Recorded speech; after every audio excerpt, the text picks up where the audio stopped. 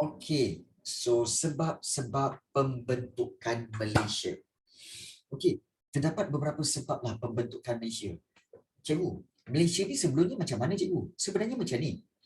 Dulu Malaysia ni cuma tanah Melayu saja. Semenanjung Malaysia saja yang telah merdeka.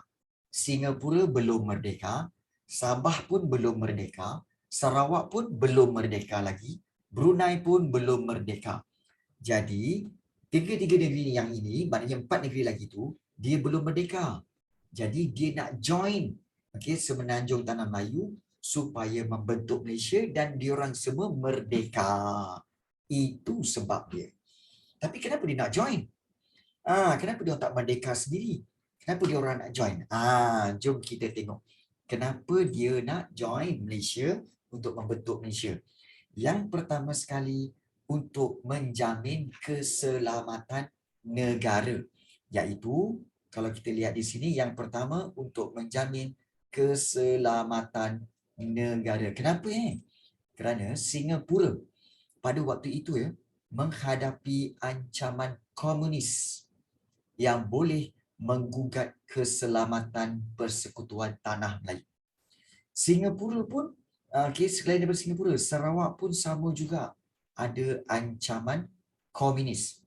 Jadi ancaman komunis ini dapat dilawan, dapat dibendung, dapat dihalang melalui pembentukan Malaysia. Melalui pembentukan Malaysia. So, Persekutuan Tanah Melayu mempunyai pengalaman bagi menghadapi ancaman komunis. Sebab itu, Persekutuan Tanah Melayu boleh menghadapi ancaman komunis tersebut. Sebelum itu, cikgu nak tanya kamu semua. Kamu faham tak apa itu komunis? Pemberontak. Pemberontak. Okey. Kalau dah macam tu, cikgu bawakan kepada kamu satu video tentang komunis. Nak tak? Okey. Seram je. Macam seram tak apa. Kita nak belajar kan. Jadi kita boleh tengok video tersebut. Okey. So cikgu akan bawa video ini untuk kamu semua. Tapi sebelum itu cikgu akan pause dulu. Maklum kamu. Terima kasih Khair. Terima kasih banyak. Okey. Cikgu terbuka. Boleh menerima teguran dan memberitahu cikgu. Terima kasih banyak. Alright. Baik. Yang kedua, mencapai keseimbangan kaum. So bila gabungkan Persekutuan Tanah Melayu ini dengan Singapura saja akan menyebabkan berlaku ketidakseimbangan antara kaum. Kerana apa? Kerana Singapura kebanyakannya adalah orang-orang daripada kaum Cina. Manakala Tanah Melayu pula ramai Melayu. Jadi dia kalau gabungkan dua ni saja dia tak seimbang. Dia tak balance. Jadi sebab itu kena gabungkan Tanah Melayu dengan Sarawak, dengan Sabah dan juga Brunei. Supaya apa? Supaya barulah bilangan penduduk itu seimbang antara kaum. Jadi itu sebab kenapa digabungkan. Okey. So pertama menjamin keselamatan negara, yang kedua iaitu untuk mencapai keseimbangan kaum. Baik. Yang ketiga cikgu macam mana? Okey, yang ketiga kita tengok. Yang ketiga untuk mempercepatkan kemerdekaan. Ini yang ketiga. Untuk mempercepat kemerdekaan. So, kalau cepat pembentukan Malaysia ini, maka ia akan mampu untuk mempercepatkan kemerdekaan bagi negeri-negeri yang belum merdeka. Macam Sarawak, Sabah, Singapura, Brunei. Jadi, kalau mereka semua bergabung, maka cepatlah mereka dapat merdeka. So, perkara ini memerlukan pemuafakatan dan sokongan daripada semua pihak. Dia macam inilah sebenarnya. Baik, macam kita cakap kan, cikgu, Tanah Melayu dah merdeka waktu tu. Kenapa Singapura tak apply je kat British untuk merdeka? Sarawak tak apply ke British untuk merdeka? Sabah pun tak apply. Kalau mereka apply asing-asing, dia lambat. Sebab apa? British akan baca dulu. Okey, kita tengok Singapura dulu. Singapura okey ke tak? Yang Sarawak, Sabah tunggu dulu. Kita nak approve pasal Singapura dulu. bincang macam-macam apa semua berpuluh tahun. Okey, Singapura merdeka. Kemudian okey, next siapa lagi? Sarawak. Okey, Sarawak next. Okey, bincang lagi. Okey, kemudian next Sabah. Jadi dia lambat sebab dia kena buat satu-satu. Entah sampai sekarang bila mereka. Ya, betul. Jadi bila bergabung je semua tu, maka semua serentak dapat merdeka. Jadi itu sebabnya digabungkan, iaitu mempercepat kemerdekaan. Ya, betul. Bergabung untuk cepatkanlah, betul. Kalau tak bergabung, dia boleh merdeka tapi lambat. Kamu tahu tak? Kamu tahu tak? Ada satu negara yang tak sempat join Malaysia. Siapa? Sarawak, Sabah, Singapura dan Brunei. Mana satu negara? Brunei. Ya, Brunei akhir-akhirnya dia tarik diri tau. Dia tak nak join. Kamu tahu apa yang jadi? Brunei merdeka pada tahun 1984. Iaitu selepas 20 tahun kemudian. Bayangkanlah, 20 tahun kemudian baru merdeka. Lambat Sebab gila. ni kan, Brunei tak nak share dia punya ni. Ya, betul. Jadi sebab itu lambat. Kan? Ingat tak slogan kita? Bersatu kita apa? Bersatu kita Teguh. teguh, bercerai kita Roboh. sebab itu perlu bersatu. Kan? Jadi itulah sebab dia bagus. Jadi pertama, okey, yang ketiga ni iaitu untuk Tapi yang cikgu, Ya. kenapa Singapura dia tinggal dekat Malaysia? Dia ni Okey, baik, bagus soalan tu. Okey, mula-mula macam backstable je. okey, Singapura masuk Malaysia tau. Tetapi selang 2 tahun kemudian Singapura keluar. Sebab apa? Sebab tak boleh cakap sekarang. Nantilah. Nantilah. Korang ni cepat sangat. Sekejap. Kita belajar ni dulu. Sekejap Okey. So semua dah suspend. Apa cikgu nak cakap ni? Apa cikgu cakap ni? Lek. Okey. Baik. So, kita lihat okey, yang ketiga mempercepat kemerdekaan dan yang keempat untuk membangunkan sosioekonomi. Maknanya nak membangunkan keadaan ekonomi di negeri-negeri ini. So kalau pembentukan Malaysia akan mempercepat pembangunan infrastruktur. Infrastruktur ni maknanya kemudahan-kemudahan asas, elektrik, air, jalan raya, kemudian sosial dan juga ekonomi. So penggabungan ini akan meningkatkan taraf hidup rakyat. Di mana kalau kamu lihat bahawa pada waktu itu hanya Singapura dengan tanah Melayu sahaja yang maju. Sabah Sarawak ni memang ketinggalan. Duduk kat rumah panjang tepi sungai kemudian hidup dalam miskin. Jadi kalau gabungkan dengan Malaysia, Malaysia boleh bantu Sabah dengan Sarawak untuk maju. Macam Malaysia dapat kemudahan, kemudahan belajar, kemudahan sekolah, kemudahan jalan raya. So, mempercepatkan pembangunan sosioekonomi. So, itu 4 sebab kenapa nak digabungkan dan membentuk Malaysia. Jadi, itulah sebenarnya berkaitan dengan pembentukan Malaysia. So far, ada tak soalan nak ditanyakan tentang sebab-sebab pembentukan Malaysia? Sebab pembentukan Malaysia ada 4, menjamin keselamatan negara, mencapai keseimbangan kaum, kemudian yang ketiga mempercepat kemerdekaan, yang keempat membangunkan sosioekonomi. So ada tak soalan nak tanya? Tak ada. Tak ada. Okey, semua boleh faham ke? Okey, Ain Kamila, Nur Ain Rahmah, Sarah Adilia boleh faham Baik. Aidin boleh Aidin? Daripada tadi kau gigit jari, kan? Hati-hati, jangan gigit jari sangat, takut hilang. Takut hilang nanti jadi 4 jari-jari. Okey, baik. Alright. So, kita telah lihat tentang sebab-sebab pembentukan Malaysia. So, kita nak tengok kat sini seterusnya iaitu langkah-langkah pembentukan Malaysia. Okey, langkah-langkah ni banyak sebenarnya tahu. Sampai 10. Sampai 10 cara 10 langkah-langkah dia. iaitu cara-cara pembentukan Malaysia. Okey. Baik. So, kita nak lihat satu persatu langkah ke arah pembentukan Malaysia. Jom kita tengok. Yang pertama sekali, okey, yang pertama, apakah langkah bila nak dibentuk Malaysia ni? Langkah ke arah pembentukan Malaysia. Yang pertama sekali iaitu mula-mula Tunku Abdul Rahman umumkan cadangan pembentukan Malaysia di Hotel Adelphi iaitu di Singapura. Itu mula-mula pada 27 Mei 1961. Baik. So bila Tunku Abdul Rahman dah umumkan, saya rasa dia cakap macam ni tau. Dia cakap macam ni. Saya rasa kita pada akhirnya ya tanah Melayu bersama-sama Singapura dan juga Borneo serta Sarawak akan menyertai Malaysia dan kita akan mendapat kesenangan daripada penggabungan ini.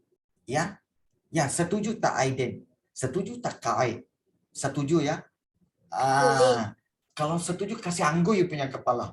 Kasih anggur? Okey, baik. Nice voice acting. Okey. Contoh.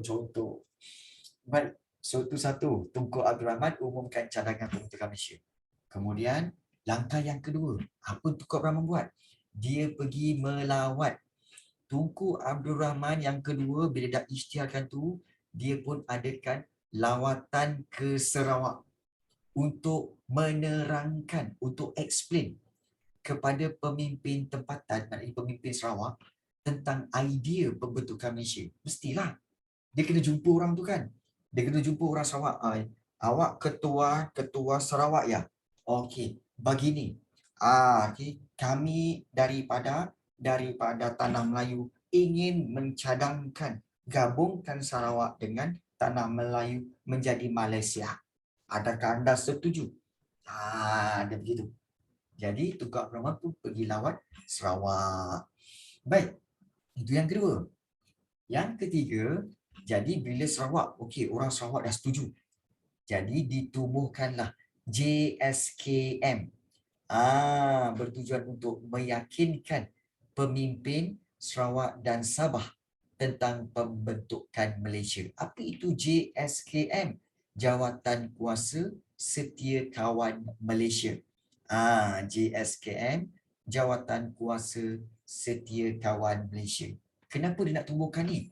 Dia nak bagi tahu, dia macam ni. Dia nak explain lagi tahu. Macam ni. Begini. Kalau Sarawak dan Sabah boleh sertai Tanah Melayu menjadi Malaysia, kita akan sama-sama maju dan kita akan sama-sama mendapat kemakmuran. Tanah Melayu pasti akan membantu Sarawak dan Sabah bagi berjaya dan membangunkan negeri. Mau kata mau? Itu meyakinkan. Macam Koid dengan Aidin. Cikgu cakap, Koid dengan Aidin, yakinlah bahawa sebenarnya durian memang sedap. So makanlah durian. Kan, durian memang sedap. Koid kata, tak nak lah. Kan, tak sedap. Sedap. Dia punya isi tu. Sedap. Macam kan. Itu meyakinkan. Kau tengok cikgu cakap macam tu pun kau rasa macam, wow, sedap ke durian ni? Kan. So, ada sesiapa kat sini tak makan durian ke? Ada sesiapa kat sini tak makan durian? Kan? Rugi tak makan durian. Rugi. Dia takut dia, takut pening. Takut pening tak apa. Ada juga orang tak makan durian sebab takut dia punya duri. Siapa suruh makan duri? Orang suruh makan isi dia. Dia makan duri buat apa? Kan? Jadi kita akan lihat. Okey. Yang pertama, kita ulang balik. Yang pertama, Tunku Abdul Rahman umumkan cadangan pembentukan Malaysia. Satu. Yang kedua, Tunku Abdul Rahman adakan lawatan ke Sarawak untuk menerangkan idea ini. Yang ketiga, penubuhan JSKM untuk meyakinkan pemimpin Sarawak dan Sabah tentang pembentukan Malaysia. Yang keempat, Suruhanjaya Kobul dibentuk bagi mendapatkan reaksi penduduk di Sarawak. Maksudnya apa tahu? Suruhanjaya Cobalt ni sebenarnya ditubuhkan untuk dia pergi tanya pada penduduk Sarawak. Dia tanya apa tahu macam ni? Well, you see, Tunku Abdul Rahman already explained to you about pembentukan Malaysia, right? Ya tuan. Okay, baik. So, are you understand what he's saying about pembentukan Malaysia? Yes, I understand. Okay, now, okay. So, what's your opinion? Do you agree to join Malaysia? Ditanya macam tu. So, Suruhanjaya Cobalt inilah tanya orang-orang Sarawak. Setuju ke tak setuju? Nak join Malaysia ni? Dan kenapa dipanggil Suruhanjaya Cobalt?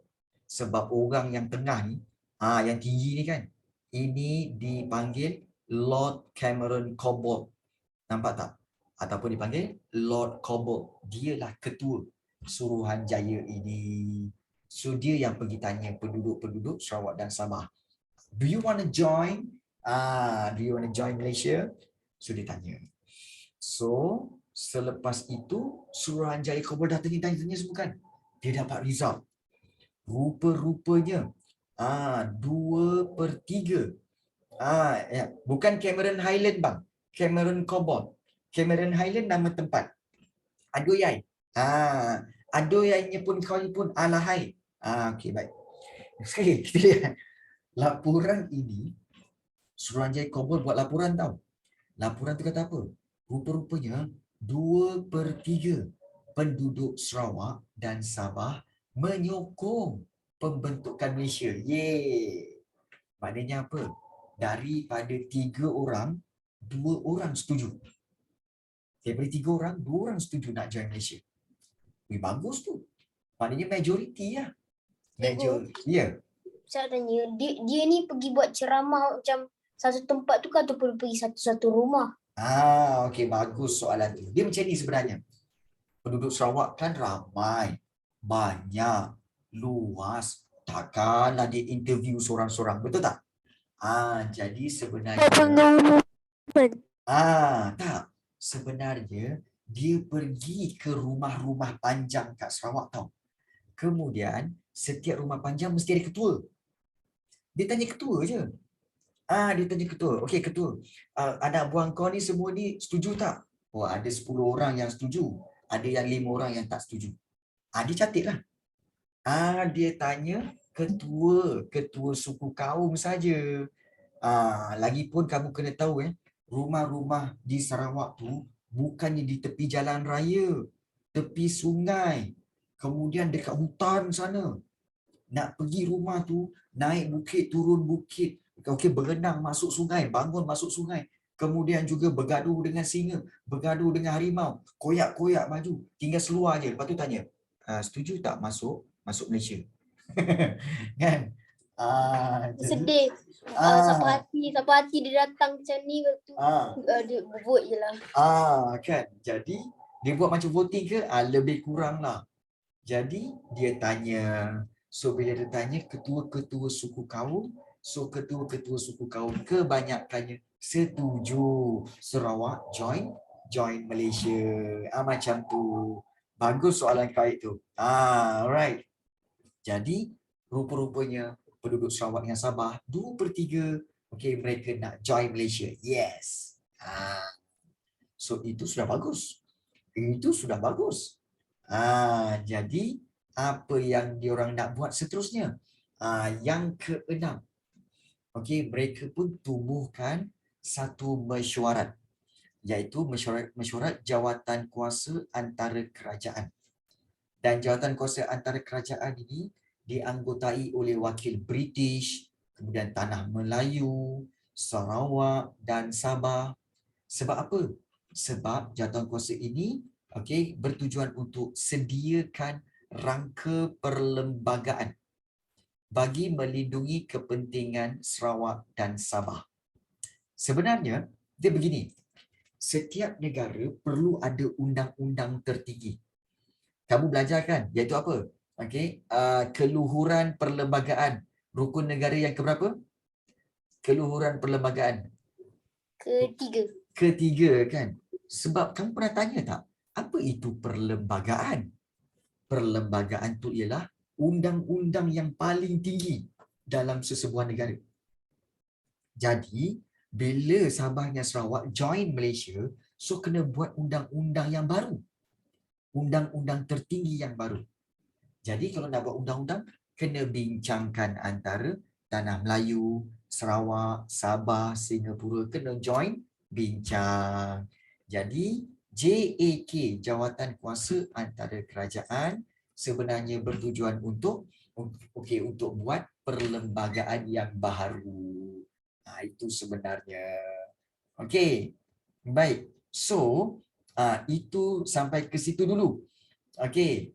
Ada soalan tak nak tanya? Tak ada? Cikgu tak nak banyak-banyak, nanti kamu tak faham. Okey. Boleh faham tak? Boleh faham tak hari ni kita belajar apa? Boleh. Okey, baik. So, kalau begitu, cikgu rasa dah sampai masa untuk kita, jom kita buat nota nak? Jom kita Boleh. buat nota ringkas. So, cara nota ringkas ialah kamu ambil kertas kosong atau buku kosong dan kamu ambil pensel untuk buat nota. Cikgu akan buat nota mind map je. Korang ikut je. Okey.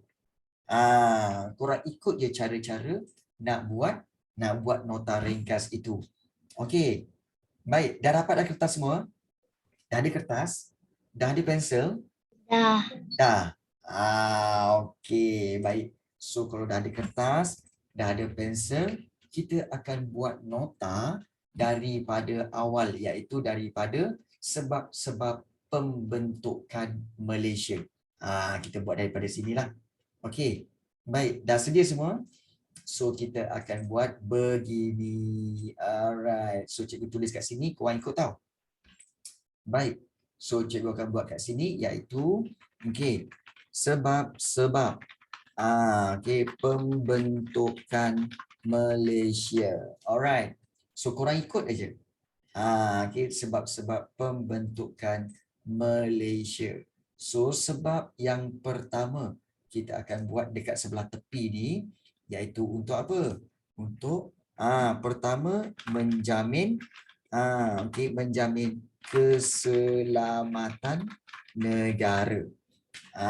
Okey, menjamin keselamatan negara. So, okey, cikgu akan buat kotak dekat sini. Kotaknya macam ni. Sebab-sebab pembentukan Malaysia. Yang pertama, okey, adalah menjamin keselamatan negara. Okey, bagaimana tu? Okey, iaitu kita boleh tulis iaitu huraian dia di bawah ini. Okey, iaitu yang pertama Singapura, okey, dan Sarawak. Dan Sarawak ya. Okey. Sarawak, kita boleh tulis menghadapi ancaman komunis. Ancaman komunis. So di situ. So bila kita buat kat situ, kemudian so kita boleh lihat bahawa okey, yang seterusnya iaitu kita boleh tambahkan ayat pembentukan Malaysia. Okey, dapat membendung ataupun juga dapat membendung ancaman komunis. Ancaman komunis. Begitu. Okey. Baik. So apa yang kita nak buat kat sini iaitu cikgu akan buat dia punya cloud. Okey, cloud tu macam mana cikgu? Okey, cikgu akan buat cloud dia macam ni. Okey. So Singapura dan Sarawak menghadapi ancaman komunis. So pembentukan Malaysia dapat membendung ancaman komunis. So itu dia. Baik. So dan cikgu akan buat dia punya arrow sini ke bawah dan juga sini ke bawah. Okey. So menjamin keselamatan negara. So Singapura dan Sarawak menghadapi ancaman komunis. Pembentukan Malaysia dapat membendung ancaman komunis itu. Baik. So yang kedua, okey, apakah sebab yang kedua? Okey, kenapa sebab-sebab pembentukan Malaysia? Iaitu untuk mencapai keseimbangan keseimbangan kaum. So kita buat macam tu. Okey. Okey, so kita akan so buat begini. Okey, untuk mencapai keseimbangan kaum. Dan kenapa nak capai keseimbangan kaum? Baik. So kita akan buat huraian dia. Okey. Baik, gabungan okey, gabungan Singapura, okey, dan kita buat plus Tanah Melayu menyebabkan kita buat point macam tu je. Ketidakseimbangan ketidakseimbangan kaum. See? Nampak tak kat situ? So gabungan Singapura dan Tanah Melayu akan menyebabkan ketidakseimbangan kaum. Jadi, so cara yang paling baik, okey, gabungan, kita buat pula, gabungan, okey, Singapura plus Tanah Melayu plus Sarawak plus Sabah dan juga plus Brunei akan menyebabkan bilangan penduduk seimbang. Gitu. Nampak tak? Okay. So kita gunakan simbol-simbol plus. Jadi memudahkan kita untuk faham, oh ini je sebenarnya yang kita belajar selama ini. So kita boleh buat begini. Okay, mencapai keseimbangan kaum. Dan juga kita boleh buat dia punya cloud. So kita buat cloud dia begini. Okay. Gabungan Singapura Tanah Melayu ketidakseimbangan kaum. Tapi kalau gabungan Singapura Tanah Melayu, Sarawak, Sabah dan Brunei menyebabkan bilangan penduduk menjadi seimbang. Jadi kita pun boleh buatlah arrow kat sini. Arrow ni turun bawah dan juga arrow ni pun turun ke bawah. Yes. Begitu. Baik. So, kita nak buat yang ketiga. Yang ketiga iaitu kita nak buat sebab pembentukan Malaysia iaitu mempercepat kemerdekaan. Mempercepat kemerdekaan. Okey. Mempercepat kemerdekaan. Baik. So, mempercepatkan kemerdekaan Sabah dan Sarawak. Okey. So, kita boleh tulis kat sini. So, tindakan. Okey. Pembentukan Malaysia mempercepat okey, kemerdekaan. Untuk okey, Singapura, okey, Sabah, Sarawak dan Brunei. Brunei. Okey. So pembentukan Malaysia akan mempercepatkan kemerdekaan okey untuk Singapura, Sabah, Sarawak dan juga Brunei. So, apa yang cikgu nak buat seterusnya iaitu cikgu akan buat bulat sama seperti tadi. Macam ni. Okey. Dan kemudian kita akan buat dia punya cloud. Cloud ni sebenarnya sebagai penunjuk kepada apa tahu? Kepada inilah dia punya huraian. Huraian dia. Yes, begitu. Okey. Mempercepat kemerdekaan. Baik. Dan yang terakhir iaitu apa tujuan dia? Membangunkan sosioekonomi. Okey. Sosioekonomi. So iaitu kenapa? Okey, iaitu kita boleh buat yang pertama iaitu dapat apa? Dapat mempercepat. Okey. penggabungan ini, okey, ataupun pembentukan Malaysia, pembentukan Malaysia dapat, okey, dapat, okey, mempercepat, okey, pembangunan, okey, pembangunan, okey, infrastruktur, okey, okey, dan okey, struktur sosial dan ekonomi. Baik. So, Indonesia dapat mempercepat pembangunan infrastruktur sosial dan ekonomi. So, juga akan dapat meningkatkan taraf hidup rakyat. Okey. Dapat meningkatkan taraf hidup rakyat. So, kita akan bulat begini. Okey, membangunkan sosioekonomi, dan kemudian di bawah itu kita akan buat okey, pembentukan Malaysia dapat mempercepat okey, pembangunan infrastruktur sosial dan juga ekonomi, dan satu lagi dapat meningkatkan taraf hidup rakyat. So, kita akan buat arrow dia kat sini. Okey, mempercepat kemerdekaan kat situ, dan juga satu lagi kat sini. Kita buat kecil-kecil lah. Baik. So, langkah yang terakhir kita kena buat iaitu kita kena sambungkan dia. Itu sebab-sebab bentukan Malaysia dekat sini.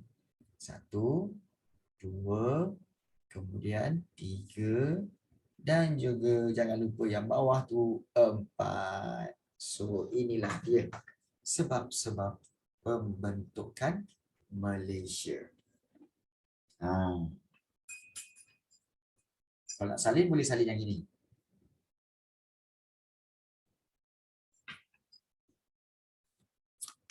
Kalau dah siap, tulis dah tau.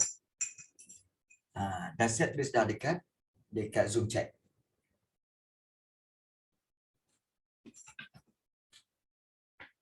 Okey, bagus Aisyah. Bagus Rahim. Zarif, bagus.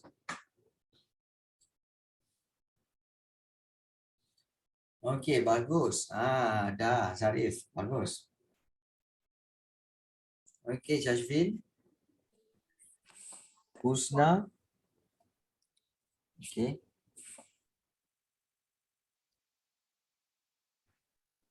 Tak apa, tak apa. It's okay, it's okay, it's okay. Take your time. Kalau yang belum siap tak apa, it's okay. Teruskan buat. Ya, teruskan buat. Jangan risau. Kita ada banyak masa lagi. Okay, kita ada banyak masa lagi.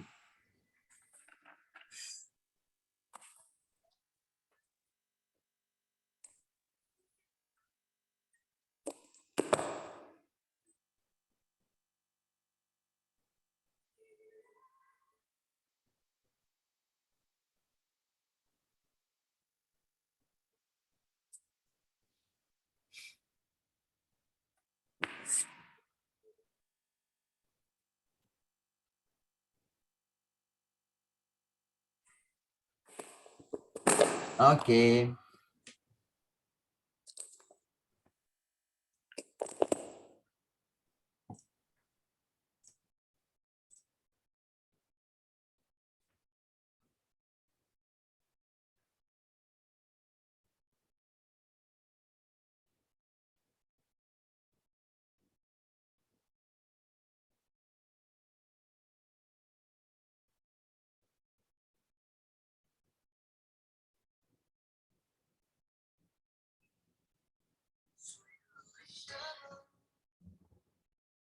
Okey, Naufal pun belum lagi ya Naufal.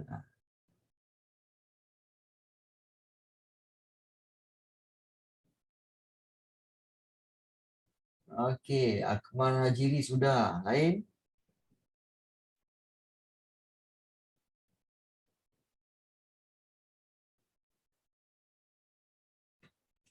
Okey, siap.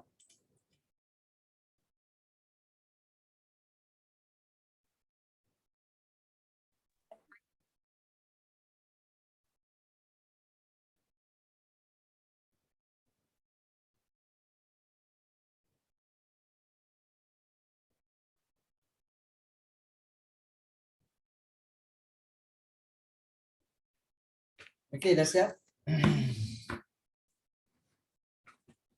Okey. So kepada para pelajar yang dah siap ada masa lebih kurang 5 minit. Okey.